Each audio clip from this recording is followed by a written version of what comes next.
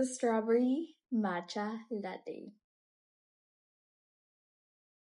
So, company, I'll be making my own matcha. I plan na gumawa ng dalawa. Strawberry matcha latte and a biscuit matcha latte. Add some water. Konti. So this is my matcha after how many years? First, the strawberry matcha latte. So I'll be putting this strawberry here. I love strawberries, guys. If you don't know, parang ilang days na akong gumagawa ng tanghulo. And this is the strawberry. Rose ice. So pretty. Some milk.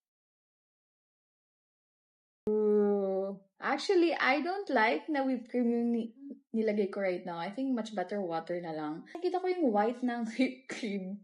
So this is our strawberry matcha latte. Wow! I'm so proud of myself!